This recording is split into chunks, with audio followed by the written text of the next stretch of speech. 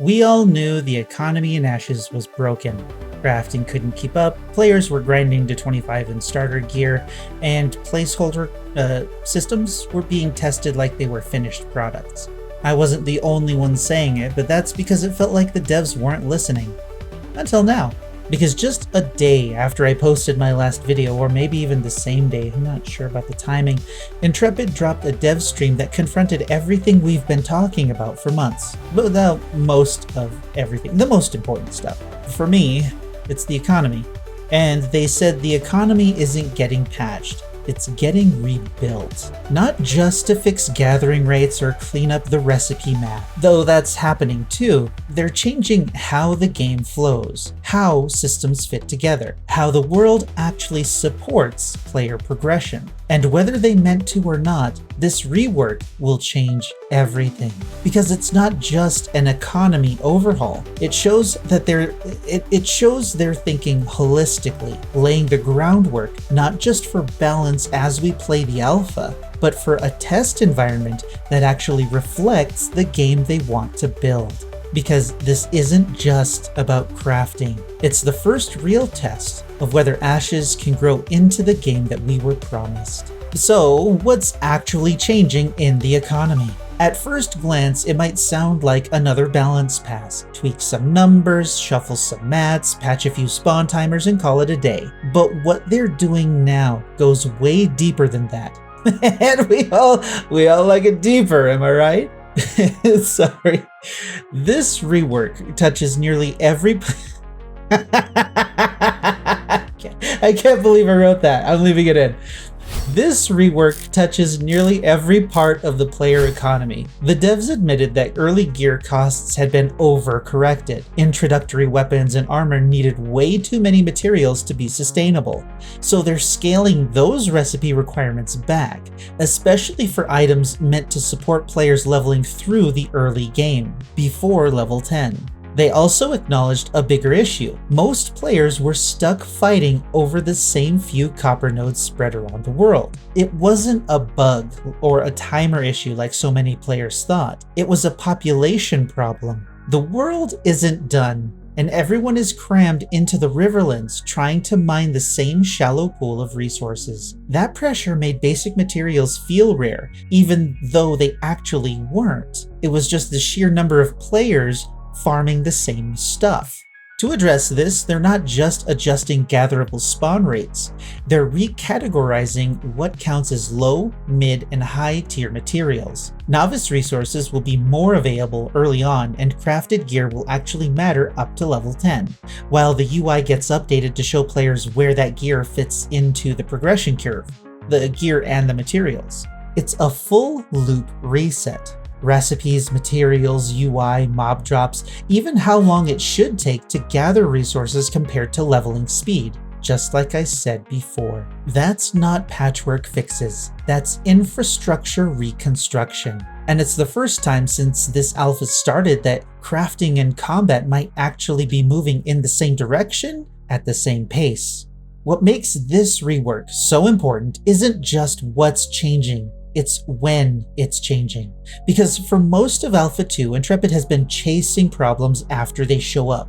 Recipes were overloaded because they never tested them at scale. Nodes felt overdrawn because players were stacked into one zone. Crafting was broken because it was tuned in isolation from combat and progression. And for the last few tests, that's how everything has been. Systems being tested before their foundations were even finished. But this rework, this one is different. The team straight up admitted they've been trying to rebalance the economy while the bus is moving. That 2.5 restart, that wasn't iteration. That was duct tape over a gas leak. A patch in the middle of a test that was already running, just to see what might work. Now they've taken a breath to look at the situation, taken a step back. They've reprioritized the entire economy overhaul so it's finished, or mostly finished, before the next clean slate begins. That means Phase 3 won't just be another round of collecting data on broken loops. It'll be the first real chance to test how the systems actually interact with each other when they're built in sync. That's a huge shift because this isn't just a content patch, which, strangely enough, it's an alpha and testers are super excited about more content rather than whether the tests they're testing are actually relevant. But, we're playing a game regardless of what you say. Anyway, this isn't a content patch. It's a sign that Intrepid is finally moving from reactive design to proactive structure, that they're testing systems in the right order with the right context at the right time. It's the kind of adjustment that doesn't just improve test results. It changes the kind of game they're even capable of building and the timeline in which it's completed. So what does that actually mean for testers like us? It means crafting might finally matter as players level, not as a side activity, not as an afterthought when players reach the endgame, but as a real part of the progression experience. For the first time, Intrepid is treating the economy like a system that needs to support players through the leveling process, not just slow them down. We all know that early gear in Ashes should be something you craft, not something you pray for off of a mob drop.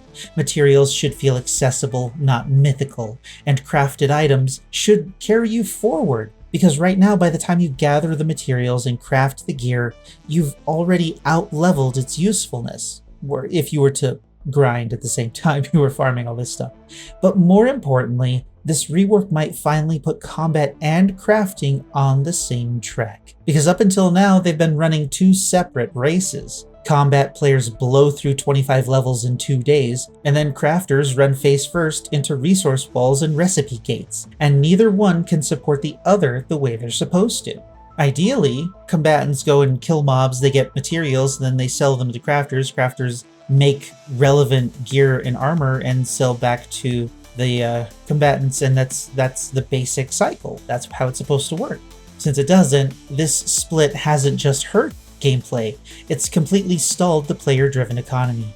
No one trades if no one needs gear. No one crafts if no one can gather the materials, and no one participates if the only real option is to wait for the world to catch up. Now, that's changing. With better recipes and smarter gathering logic and actual economic structure, crafting has a shot at becoming what it was always meant to be, a viable progression path with real value, both for the player and for the market. And if it works, it won't just bring the economy back online. It'll connect the entire game loop that Ashes will be built on. This isn't just about copper nodes or crafting stations. It's about the first real sign that Intrepid is willing to change course, not just in what they're building, but in how they're building it. For the first time in a long time, it doesn't feel like they're piling new features onto unfinished foundations. It feels like they're stepping back, reworking the base systems before building on top of them. Not rushing to test what looks good on a dev stream to build hype, but focusing on what needs to function. They're starting to build a version of the game where everything works together, not eventually, but from the beginning. And that's a shift in mindset, in development flow, and maybe, finally, in how quickly this game actually gets built. Of course, one rework won't fix everything, and Phase 3 is still going to have its share of rough edges. It is an alpha after all. But if this becomes the new standard for how Intrepid tests and iterates, then for the first time in a while, the game we're testing might actually become the game they've been promising. That's all for today. You're welcome.